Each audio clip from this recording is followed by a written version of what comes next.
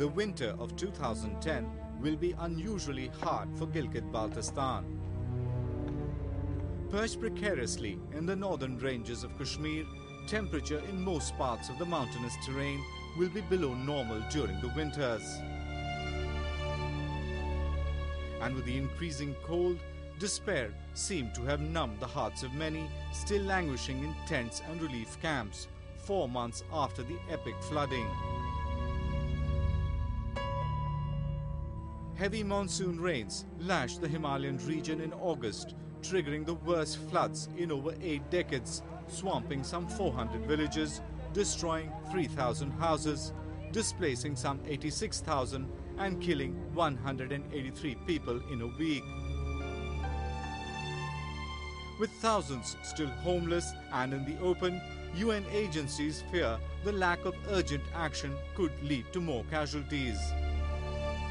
The World Bank and the Asian Development Bank has estimated that at least $13 million is needed for reconstruction in Gilgit-Baltistan. हमारा इस वक्त हर चीज़ का मसाइल हमारा ये गांव टुकड़े टुकड़े हो गया बिल्कुल 3-4 टुकड़े में तकसीम हुआ है और हमारा फसल पक हुआ फसल पे बारिश आके वो फिर वो उगा है दोबारा वो भी खाने का काबिल नहीं रहा है तो इस वक्त हम हर चीज़ की तरफ से तकलीफ़ है पहले इतना तकलीफ़ नहीं थी क्योंकि हमारा फसल पकता था हमने 8 महीना तक गवर्नमेंट को इतना हमने तकलीफ़ नहीं दिया है परेशान नहीं किया लेकिन अब हमारा फसल जो है उस पर बारिश आ के वो फिर उगा दोबारा काटने से पहले लेकिन इस वक्त ज़्यादा तकलीफ़ है The region does not seem to figure in Islamabad's flood relief calendar. While the Zardari government has received assistance and pledges of more than $1 billion, little has trickled into Gilgit-Baltistan. Food and other essentials are also in short supply. Whatever little was earmarked for distribution in Gilgit is still rotting in warehouses in the Pakistani capital. The floodwaters have severely damaged Karakoram highway. Apart from this lifeline, officials say the floods have washed away close to 1,242 miles of roads and 182 bridges.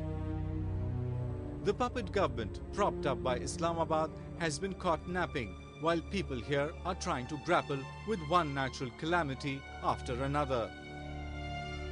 Even though Gilgit-Baltistan has a chief minister and governor, it doesn't have any authority or will to mitigate the hardships of the locals.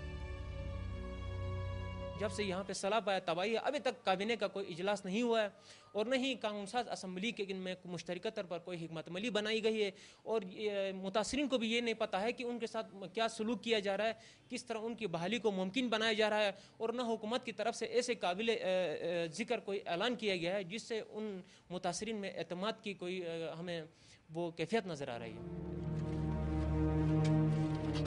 A massive landslide in Abbottabad in January 2010 killed 23 people and blocked an upstream part of the Hunza River in Gilgit-Baltistan, creating a large artificial lake that left an estimated 30,000 people stranded. के case पर कोई तवज्जो नहीं दी जा रही उसकी तामीर में इंतहाई सुस्त रफ्तारी और अदम दिलचस्पी का मुजाहिरा किया गया जिसकी वजह से ये 4 हफ्तों के बाद बड़ी मुश्किल से चारा करारगुम खोल दिया गया. अगर इनकी दिलचस्पी होती तो मुतबादिल रास्तों को के ज़रिए इस जो बहरानी कैफियत है इसको दूर करने में वो अपना किरदार अदा कर सकते हैं लेकिन हुकूमत अवामी मसाइल में जो बुनियादी जो मसाइल हैं उस पर बहुत ही कम तवज्जो देती है जिसकी वजह से सूरत हाल ये पैदा हो गई है. With no political will and coordinated efforts to tackle the unfolding humanitarian crisis, many say the disgruntled youths here might be lured by the expanding network of terror groups in the region.